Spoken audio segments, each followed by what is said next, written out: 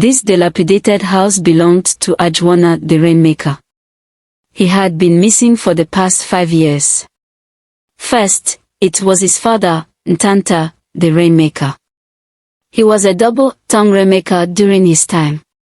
He was a betrayer too to his fellow rainmakers. He was known and remembered as a man who terrorized the community and beyond with his rainmaking skill. Ajuana's father, Ntanta, was very popular and skilled in rainmaking. The popular slogan then was "See Ntanta, see no rain in your ceremony." It means that anyone who settled other rainmakers and excluded Ntanta would be ready to swim under the rain during the ceremony. When his kinsmen and the neighboring community discovered other rainmakers from other communities who were noble and powerful, they began to snub and ignore him. He began to experience low patronages.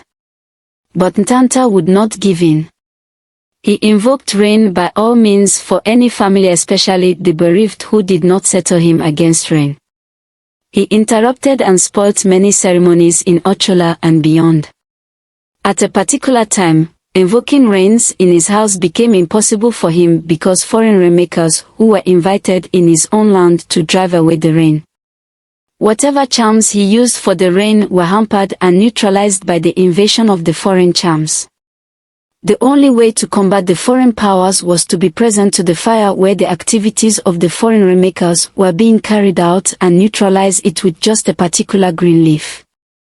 Ntanta's kinsmen had become like Nsa, the little bird which learns to fly without perching, and Ntanta became the hunter who shot his arrows without targeting. He would disguise himself to any place of ceremony where he was not paid to drive away the rain. He went with rain leaves. Once he spotted the foreign rainmakers, he moved straight to the place. When Ntanta proceeded to the rainmakers' hedges of fire made on the rainstone, he pleaded with them to allow him light his tobacco. Once permitted, he would secretly drop the rain-making leaf in the fire and run back to his house. This was not an easy task, but he undertook it. He also had many agents whom he bribed to carry out the evil and risky task. He had begun to use Ajuana, his son, even at the tender age. Ajuana on his side had an unscrupulous gang whom he used to drop the neutralizing herbs. We are not surprised. The chick that will become a cock, they say, begins from the hatch. It was rumored in Ochola one particular year that Ntanta bribed a masquerade that came to pay homage in a burial ceremony to help him drop an herb in the fire. Who said it is a taboo for a masquerade to be beaten by the rain? It is now, not then when Ntanta was alive. He is the black ant which does not know visitors. What happened that year was a boomerang. The head that stirs the bees will be stung. Before the masquerades were done with the burial rituals, their heavy sack garments were dripping with rain. Ntanta usually ran back to his house when he succeeded because he knew it would begin to rain and he would be sought for soon. What he dropped into the fire was the opposite of what those men were brought and paid to do. So, in no time, the cloud would change. It would begin to rain cat and dog. On the day masquerade was paid to drop herb on the fire, the sky vomited rain. The cloud had turned moody and darkness. The wind came from nowhere and blew away every light object at its reach. That was thunder, and the rain began. Under the rain, delegates, mostly men, were sent from the deceased family with a keg of palm wine, tubers of yam, head of snuff, cock, and good sum of money to go to Ntanta's house to appease him. Knock, knock, knock, anybody at home? The voice of the delegates came calling at the door of Ntanta. The rainmaker had peeped through his window and saw them from afar. He ran back into his bedroom and feigned sleep. Who wants to break down my door? Ntanta backed from his bedroom. Documentary, the great man of the rain, we are the one. We mean no harm, we came in peace. The eldest among the delegates spoke between jamming teeth. They were cold. The rain had beaten them into pulp. He who comes for a visit and then sues for peace, if he returns, he shall know no hunchback. Ntanta roared out in proverb. The delegates greeted him one after another when he opened the door. He offered them seats. The men refused the seat offer by shaking their heads gently. The nature of their visit required no seats or kolinot.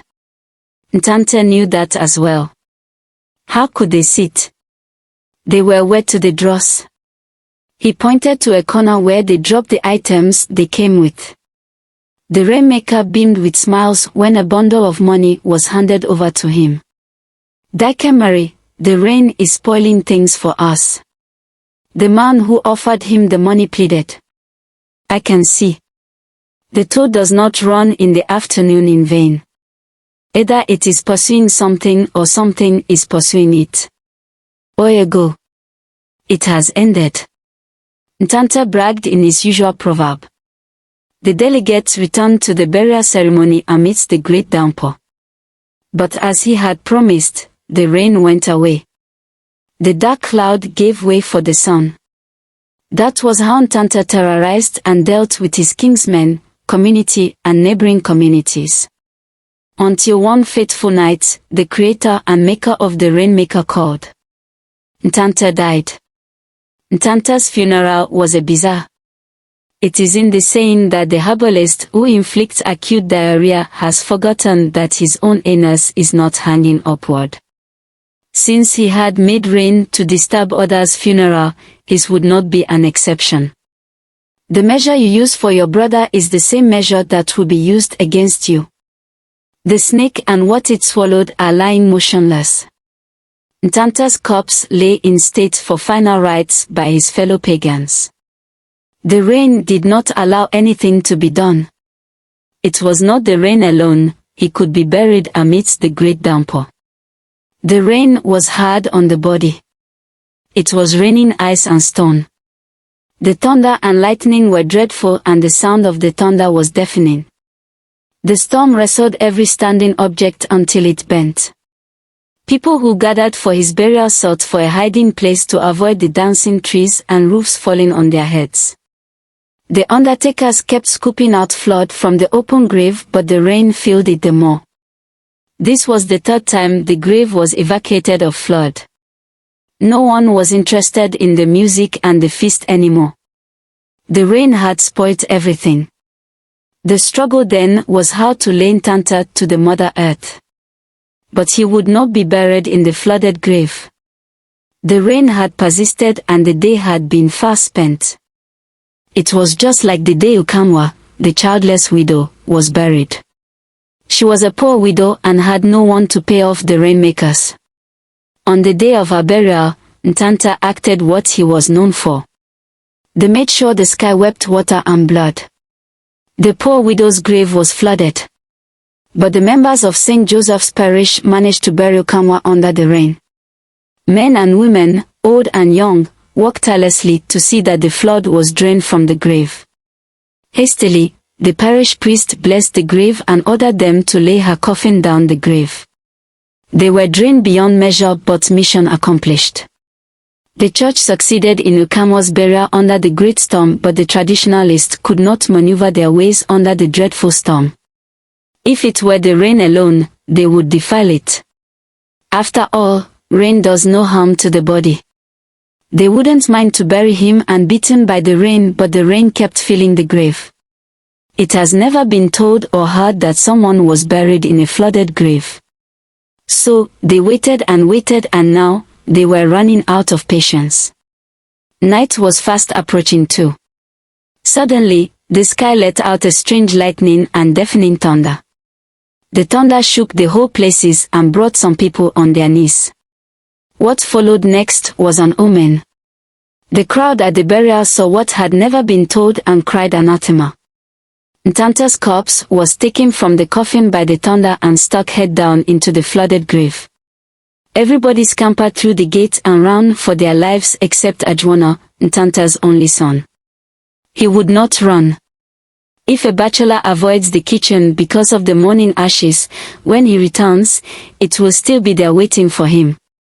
Story had it that Ajuana filled the flooded grave with the dug-out clay alone. This took him the whole night. Ntanta was buried in a flooded grave, head down, without a coffin. What a terrible end.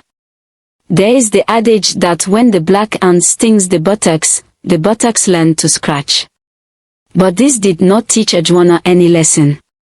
In fact, his own evil outweighed that of his father.